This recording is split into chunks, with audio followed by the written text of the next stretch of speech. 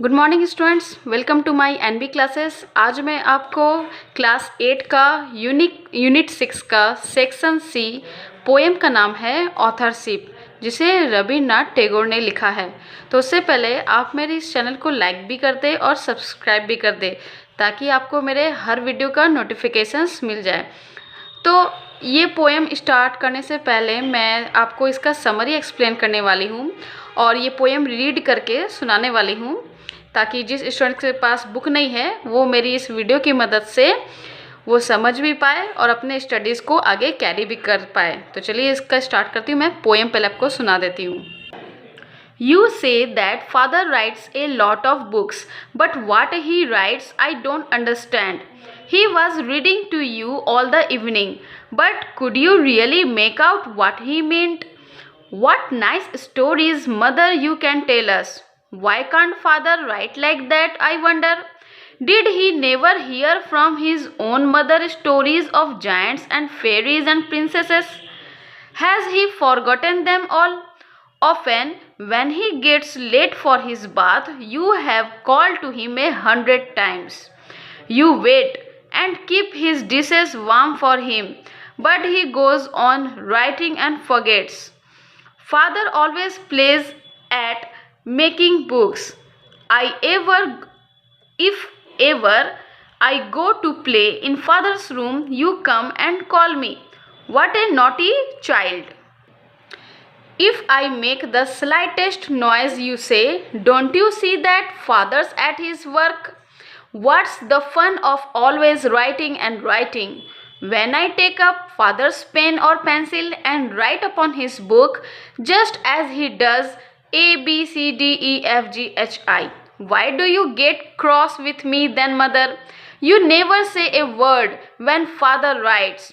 When my father wastes such heaps of paper, mother, you don't seem to mind at all. But if I take only one sheet to make a boat with, you say, child, how troublesome you are. What do you think of father's spoiling sheets and sheets of paper with black marks all over both sides? तो चलिए शुरू करते हैं अब इसका summary. इस poem को authorship को रविन्द्रनाथ टैगोर ने लिखा, जो एक बहुत ही महान राइटर थे। उनका जो वर्क था वो 5000 वर्क्स था। तो चलिए इसका मैं समरी स्टार्ट करती हूँ। तो समरी इस प्रकार है, फिर इसका मैं मीनिंग आपको समझाते जाऊँगी। The narrator's mother said that father is a true author because he writes a lot of books, but what he writes the narrator does not understand. यहाँ पर जो नैरेटर है, यहाँ जो बच्चा है वही नैरेटर है। वो बोलते हैं, the narrator's mother said, narrator की जो मम्मी है यानी कि उस बच्चे की मम्मी कहती है कि तुम्हारे जो पिताजी है वो बहुत ही अच्छे ऑथर है, मतलब अच्छे राइटर, अच्छा पोएम लिखते हैं। बिकॉज ही राइट्स, वो बहुत सारे बुक्स लिख चुके हैं, but what he writes the narrator does not understand. उनके पिताजी यानी कि बच्चे के पिताजी जो नैरेटर हैं, वो जो कुछ भी लिखते हैं उस नैरेटर को कुछ समझ में नहीं आता कि आखिर वो उनके पिताजी क्या लिख रहे हैं। But the child wonders one can have fun in always writing and writing। मतलब बच्चे को समझ में नहीं आता, उसको आश्चर्यचकित होता है कि आखिर उसके पिताजी सिर्फ लिखते जाते हैं और कुछ करते नहीं है। The child feels that his mother could not make out what his father was reading to her all the evening. He wonders why his father cannot write stories that are there in beautiful children's books। बोलता है वो बच्चा feel कर रहा है कि his mother could not make out, कि उसके वो देखता है, वो ऐसा फील करता है कि उसकी मदर देख रही कि उसके पिताजी कुछ ना कुछ लिखते रहते हैं और शाम को उसकी मम्मी को कुछ ना कुछ पढ़ के सुनाते रहते हैं। He wonders why his father can not right.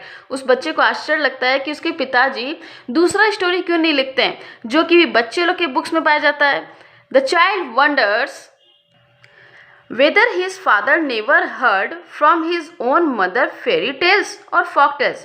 वो बच्चा सोचता है कि क्या उसके फादर कभी फेरी टेल्स या folk tales नहीं सुने हैं, जो क्या क्या लिखते रहते हैं हमको समझ में नहीं आता है। The child feels sorry that often when father gets late for his bath, mother has to call him 100 times। बच्चा ये फील करता है कि जब फादर जो है उसके नहाने में लेट कर देते हैं बच्चे की जो मम्मी है वो 100 बार बुलाते रहती है, लेकिन फादर सुनते नहीं हैं। The child also feel sorry that his mother has to wait and keep his father's food warm for him. बच्चा ये भी फील करता है कि उसकी मम्मी जो है वेट करते रहती है उसके पिताजी के लिए, कि पिताजी को खाना भी खाना है, और बार बार वो गर्म भी करते रहती है उस खाने को। Father's food warm for him, गर्म भी करते रहती है। ठंडा हो जाता है, काफ़ी लेट हो जाता है उनको, वो लिखते रहते हैं, इसीलिए उनको याद भी नहीं रहता है। But he goes on writing and forgets. तो बच्चे के जो पिताजी है वो लिखते जाते हैं और भूल भी जाते हैं कि उनको खाना भी खाना है। मतलब उनको जब वो लिखते हैं तो उन्हें कुछ याद ही नहीं रहता है, कि उनको पर्सनल चीज़ें भी याद नहीं रहती कि उनको ब्रश भी करना है, नहाना भी है, खाना भी है। तो ये सब कुछ राइटर को याद नहीं रहता है। वे लोग सिर्फ अपने ही धुन में रहते हैं कि हमको लिखना है। He feels sad that when he goes to play in father's room his mother comes and calls him saying that he is a naughty boy। मतलब ही फील्स, मतलब बच्चा जो है बहुत दुखी फील करता है कि जब वो फादर के रूम जाता है तो मदर आती है और उसको बार बार बुला लेती है और बोलती है कि तुम बहुत ही नटखट बच्चे हो। यानी कि मदर जो है नहीं चाहती कि बच्चे जो है फादर के रूम में जाए और कुछ कागज़ जो है, कुछ पेपर्स जो है इधर उधर कर दे। The child feels that mother scolds him if he makes the slightest noise।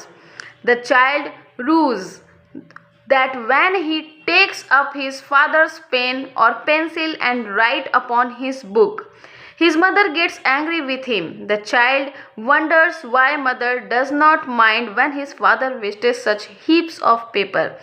बोला जाता है बच्चा ऐसा फील करता है कि जब वो पिताजी के रूम में जाए तो ज़रा सा भी नॉइज़ नहीं होना चाहिए। तो ये बच्चा जो है दुखी हो जाता है। रूज मतलब दुखी हो जाना। That when he takes up, जब वो फादर का पेन या पेंसिल लेता है और कुछ लिखने का कोशिश करता है तो उसको मदर मना करती है, मदर गुस्सा हो जाती है उसके ऊपर। Mother gets angry with him. The child wonders, उस बच्चे को आश्चर्य लगता है। वंडर्स मतलब आश्चर्य लगता है कि क्यों उसकी मम्मी ध्यान नहीं देती है कि उसके पिताजी इतना सारा हीप्स मतलब बहुत सारा ढेर, कागज़ का बहुत सारा ढेर जो बर्बाद करते रहते उसके पिताजी। और जब बच्चा जो है जब एक कागज़, सिर्फ एक ही कागज़ बोट बनाने के लिए, मतलब नाव बनाने के लिए लेता है तो उसको उसकी मम्मी जो है डांटती है। तो ये था इस पोएम का समरी।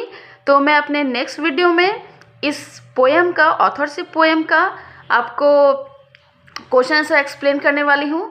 तो अभी के लिए इतना ही। मैं अपने नेक्स्ट वीडियो में इसका क्वेश्चन से लेके आऊँगी। तो प्लीज़ मेरे इस चैनल को सब्सक्राइब करें और लाइक भी करें, ताकि मुझे भी आपसे मोटिवेशन मिलते रहे। जैसे मैं आपकी स्टडीज़ में हेल्प कर रही हूँ तो वैसे भी आप भी मेरे मुझे सपोर्ट करें, मुझे हेल्प करें। Okay, thank you students.